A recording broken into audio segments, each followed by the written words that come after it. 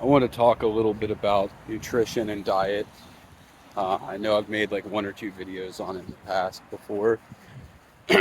And basically, I started out eating, um, obviously, I grew up eating like the standard American diet, and I didn't get into weight training until I was like 25, and I'm almost 32 now.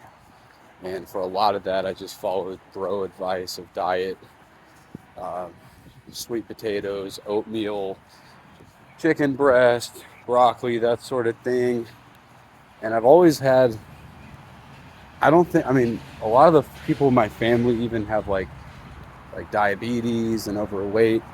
I would say a lot of that's obesity is self-inflicted for the most part, unless you're the rare part of the population that has like a legitimate thyroid issue, and type 2 is self-inflicted. Um, but what I'm trying to get at is, I just grew up eating whatever. I drank a lot of soda and ate like goldfish, Cheez-Its, junk food, McDonald's, Wendy's, pizzas all the time, that kind of thing. I mean, I didn't even drink water till I was about 15 years old. I'm not kidding. I literally lived off Dr. Pepper. I lived off of it because I got it when I wanted it. And I didn't like the way water tasted. So I didn't drink it. I drank Gatorade, Powerade, and all that kind of stuff. And I had to force myself.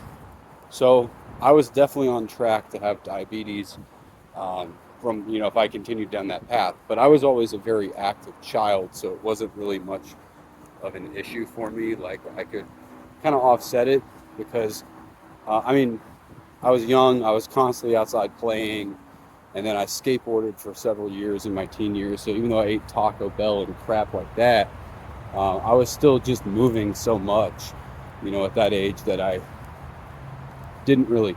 But fast forwarding a bit, so I weight trained. I was more conscious of what I ate, but I followed all the standard, um, information that's out there that's kind of dated a lot of it for diet. Oatmeal this and high fiber this and all these vegetables, broccoli, chicken breast, like you know, um, lower fat everything, and that's just kind of what I did for a long while. And I've experimented. I did the carnivore diet. Um, I don't know exactly how long I did, but I did do pretty not strict like some people where it's just beef, salt, and water. But like I was basically eating ground beef, hamburgers, steak, and eggs, and like cheese on the hamburger. And I did that for I think like a summer, and then I slowly kind of ramped it back or into like animal based with the inclusion of more like Greek yogurt, full fat, and cottage cheese, more fruits, the honey thing. And like I said, I feel like for where I was at, it helped me because I got leaner and more defined eating in both of those ways. So I feel like for the time, the experimentation, there's nothing wrong with it. And if anything, it helped at the time some of my gut problems. Um, I've always kind of suffered from like IBS type of stuff, I guess. And I just thought I was weird. But when I eat a gigantic amount of fiber sometimes, and maybe it was just certain vegetables that were bothering me, like it's like 6 times a day, I was having to go to the bathroom. So I just thought I was weird. And then when I cut to eating high fat, high protein, almost non-existent carbohydrate, apart from like whole milk. And that's another thing. I did drink milk during the time I was carnivore, so not 100% strict, but pretty restricted. But all of a sudden, it slowed that down to going to the bathroom twice a day, and I didn't have near as much like stomach grumbles and just irritation, inflammation. So I felt good at the time, but then and I leaned out. I was like lean, shredded up with working out, but I felt like my strength decreased after some time and I plateaued. So I moved on to animal based and then that worked. But then More recently, I've just felt like I don't have the athletic performance. I've had trouble sleeping. I do drink a fair amount of water. I'm addicted to caffeine. That's like my one little like vice. But I feel like I'm having like insomnia problems and just not recovering good and just feeling weak. Like I'll have some okay workouts that are pretty good, but then sometimes I just don't feel right. And to be honest with you, I just got back from a trip. Um, I went to El Salvador for a week, and you're just not going to be able to eat strict like that. Like, I'm kind of someone too that, like, I like to travel sometimes, and like the nomadic lifestyle interests me. And like, if you want to do that, like, I'm telling you, you cannot go to a developing country and be like, I'm not having any seed oils and whatever, because everything out there is cooked in vegetable oil almost, or canola, and it's a lot of carbohydrates. And I guess if you really wanted to, you could, but you're not going to experience the culture the way you want, and it's going to add stress to your travels. So I just embraced it, and I was already doing animal based and eating rice a little bit some days, kind of as like a carb up for my workouts. But I decided that, I was just going to eat in moderation. I worked out on my trip. There's like a Airbnb gym in this apartment complex, and I was still hitting kettlebell workouts in the gym, swimming, going out hiking. I was eating tortillas sometimes, uh, rice, beans, that kind of thing. To be honest with you, it didn't bother me. I wasn't having as much stomach problems. Um, I'm thinking maybe some of the high fiber vegetables, like really like eating like a lot of like broccoli and that kind of stuff, is messing me up. But I had spinach and tomatoes in my eggs, and it didn't bother me. Um, like I said, the rice didn't bother me. Even the beans didn't bother me. Yes, I know seed oil, whatever, with the, it's cooked in is not good long term, but for a week it isn't going to kill you, especially if you've been eating that your whole life. And I think people should try and limit that. But at the end of the day, it's like you have to be adaptable and make the best choices for your environment. And if you're cutting out processed sugar, you're doing better than most people, even if you're consuming seed oil. That's my personal opinion. But anyway, I had a lot of energy for hiking, working out. I didn't feel terrible all the time. I got sick from something I ate, but I think it was more like a preparation thing. But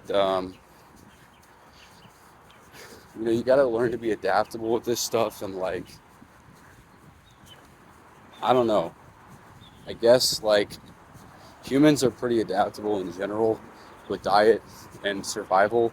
And I think carnivore and animal based definitely have benefits, and maybe they can serve you. But where I think a lot of people get caught up in all this is they treat it like this one size fits all cult like thing, where it's like a gatekeeping who can be the most restrictive for life. And it's like the issue, or I'm sorry, the goal is to heal ailments and then re-include food so you can determine what actually bothers you and what doesn't. So my goal was never just to, I just wanted to kind of experiment and see how I felt better. And once I felt like, I don't know, once I got like improved from like the gut issues or whatever, that kind of kept me on board, because I was just quite frankly annoying having to go all the time. So I stuck with it. But now I'm kind of learning, I feel like learning myself more and like what to cut out. So I'm not really I'll have spinach in my eggs sometimes. I had a stuffed bell pepper today, and I felt like, I feel okay right now with like mostly beef, just very little rice. I'm still, like I said, trying to eliminate unnecessary carbs, but like well-cooked potatoes, um, like lower fiber vegetables, a lot of fruit, I feel okay, and rice. So I feel like that's what I can incorporate back into my diet. Certain vegetables, I feel like it's not a big deal really, and it's working for me. But I'm not married to any one style of eating, so it's like, if it were, it's like try something for some time, see how it works for you and make the decision if you want to continue with it, I guess. So um, I just feel like everybody should try and do that instead of just being like locked into it, like one size fits all. Because I mean, there's more than one way to do things. I mean, people, you can get into the argument of like, well, people who grew up on or originated from a certain part of the world, maybe some people can digest like Asian people with like rice and stuff like that. It's like they evolved with it or whatever. Um, a lot of grains and stuff like that. You go to Central America. I mean, granted they have a lot of health issues too, but it's more as a result of Coca-Cola and that industry there, where they have a lot of like poor drinking water quality, and then you have all these like soda companies and stuff that market heavily. So I think it's more the sugar, because people are more active, they move, or they do walk more and do more like labor jobs. But it's like an individual thing. And I still, there's certain things I think it's like, if I'm going to be less active, then I'm probably going to restrict carbohydrates, at least not go like no holds barred, eat everything. I avoid sugar as much as possible, apart from like fruit and honey. um, I'm not really huge on eating tons of bread, like huge quantities, but if I can find sourdough, it's okay, and sometimes, and I enjoy it.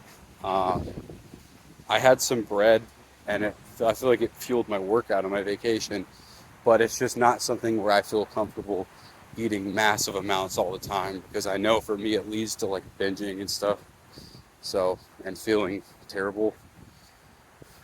But this is, it's like where I'm at, and I'm adaptable. I'm just going to try and incorporate more carbs for a while, lower the fat intake just a little bit, see where that goes. And then if that doesn't work out, it's kind of like, you just reevaluate from there and, correct course where needed. So it's all highly individual, and don't get caught up in like any one style of eating. So I don't know. That's my 2 cents. Later.